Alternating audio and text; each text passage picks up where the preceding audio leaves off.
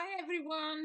Today I'm going to talk about a topic that's quite important, and I've received a lot of questions about how to best treat and manage FIP, which is feline infectious peritonitis. So I've created this presentation, which I hope could be of interest to some of you. So, for a start, infectious peritonitis is a viral disease caused by a virus called feline coronavirus that has nothing to do with the human coronavirus. And it's very species specific, so it just affects cats and Felidae, so other, lions, etc. And this virus is an in vivo mutation of the widespread but not pathogenic enteric coronavirus.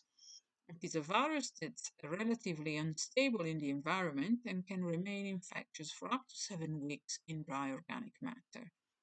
Vast majority of infected cats becomes infected in cattery, animal shelter, or households with more than 15 cats. So high density populated areas.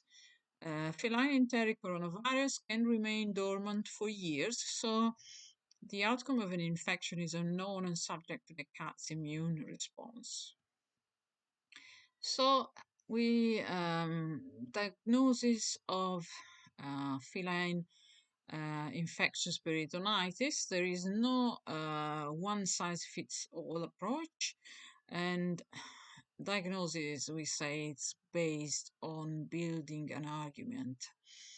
Treatment should be started in all cases which are highly suspicious of FIP, despite the presence of not clear diagnostic test results. Treatment should be adapted to the individual patient, so underlying illnesses, owner's finances, cat's temperament, and cat's clinical condition. But I'll try to be a bit more precise and as helpful as I can in the following slides. So we have two forms of FIP.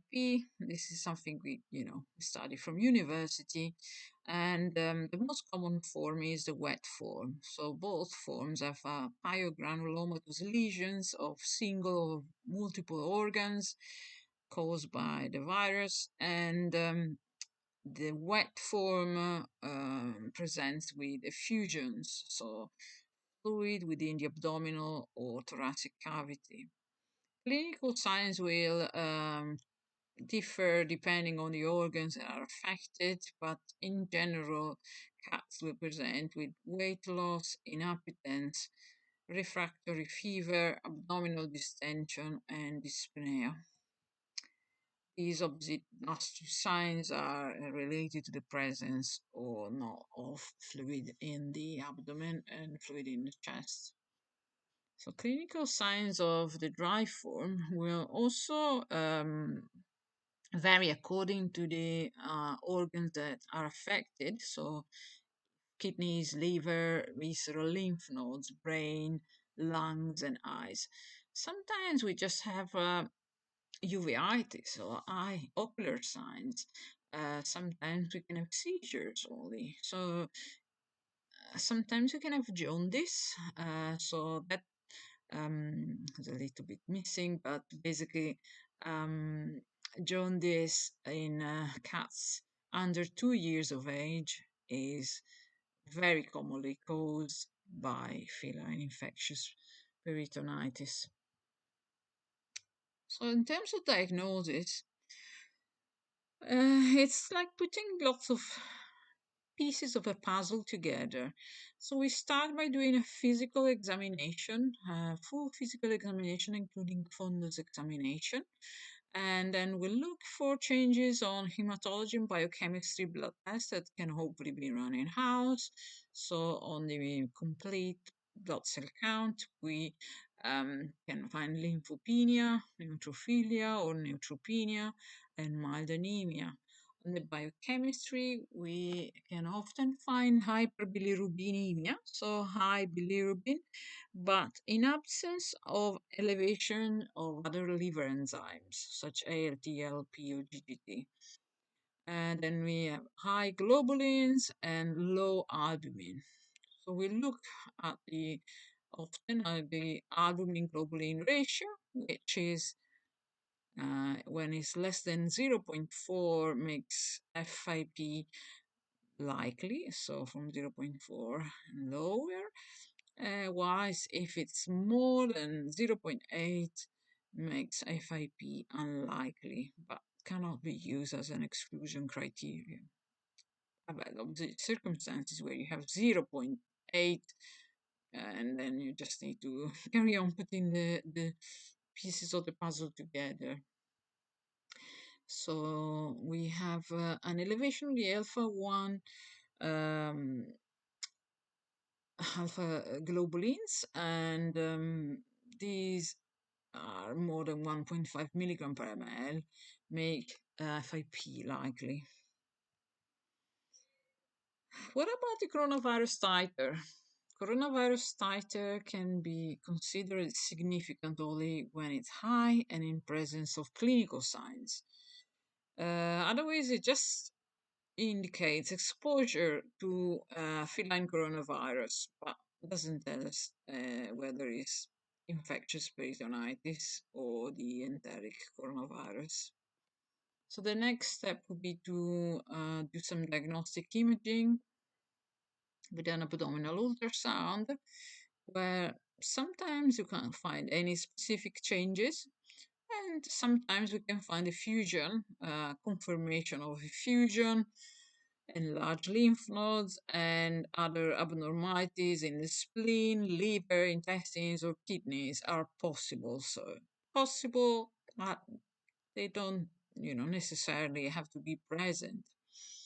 So while we're performing the ultrasound, we can take a needle aspirate from abnormal tissues and from the fluid in the abdomen.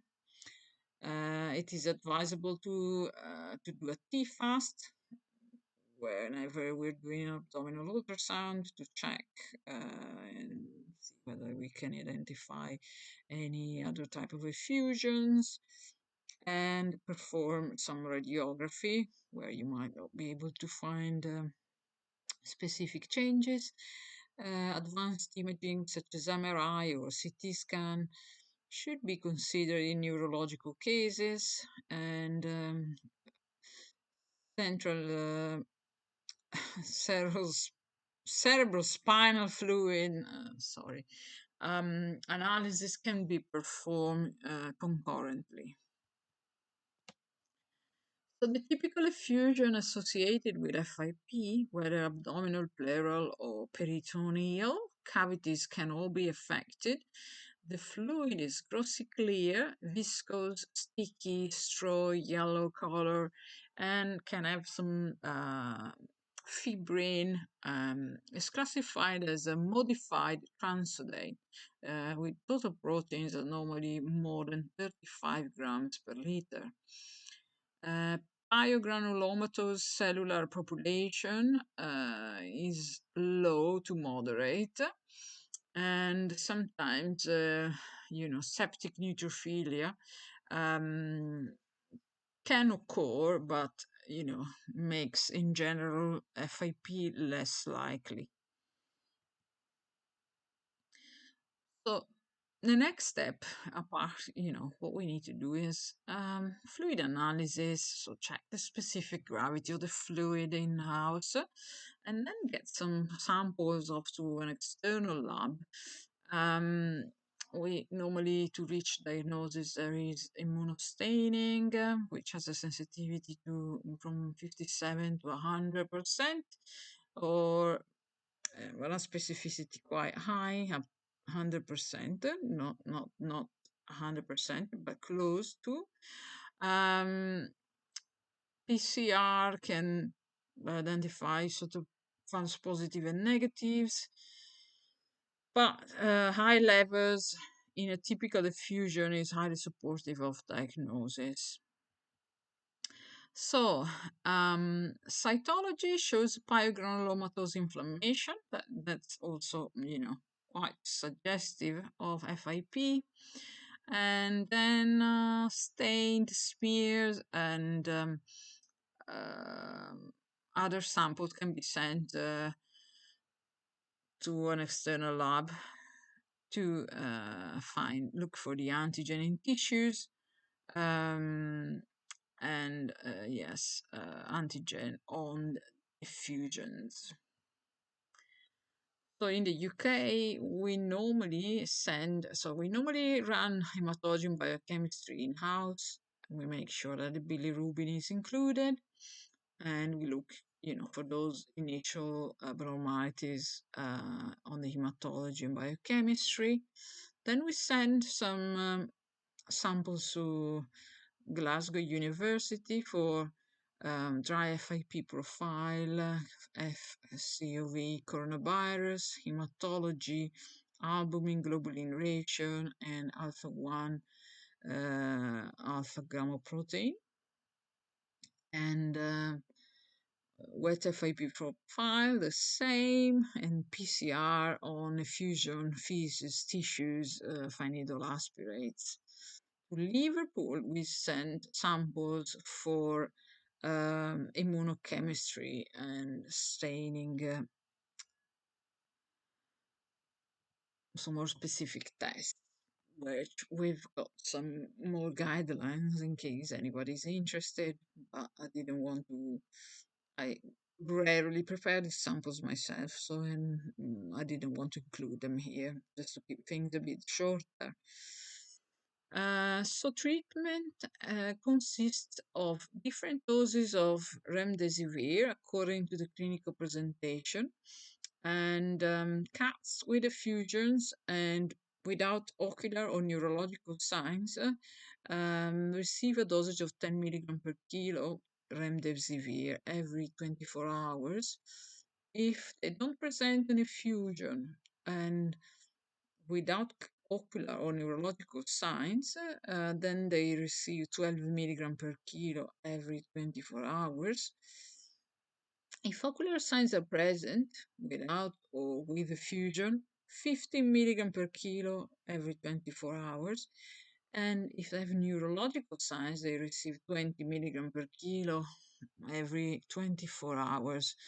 But this dosage can be split in two dosages every 12 hours. If a patient is not eating, then and they're quite sick, they will require hospitalization and supportive care. In this case, we would start remdesivir intravenously every 12 to 24 hours, depending on the dosage required and the presence of neurological signs or not. We tend to dilute the dose in 10-20 ml of saline and administer it intravenously over 2 hours. And as soon as the cat is eating and we're quite confident, then gastrointestinal absorption is equally good. We start oral GS. So the oral formulation of this medication, of this antiviral medication. GS needs to be given on an empty stomach 30 minutes before food. If given subcutaneously, it does quite hurt. So in order to help, we can warm the medication at room temperature before administration. We can give 50 to 100 milligram gabapentin per cat 2-3 hours before administration, and or transmucosal subcutaneous buprenorphine given at least 30 to 60 minutes before the remdesivir injection. Clip the area where we want to give the injection and MLAP, which is a local anesthetic cream application, might help reducing pain. If a patient is not doing well, so we will have to first, if a patient is doing well, what we do is, I think We need to keep an eye over the first few days as the effusion in terms of wet FIP can get worse. But if he's doing well, so we can discharge him home on oral medication, then we need to recheck him in 1 to 2 weeks after starting treatment, and then just once a month. Ideally, every time we will run a blood test, so biochemistry, including bilirubin and hematology. Monitoring of weight is important for those adjustments and as an indicator of clinical response. Stop treatment only when the cat has been well for 2 weeks, ideally 4 weeks.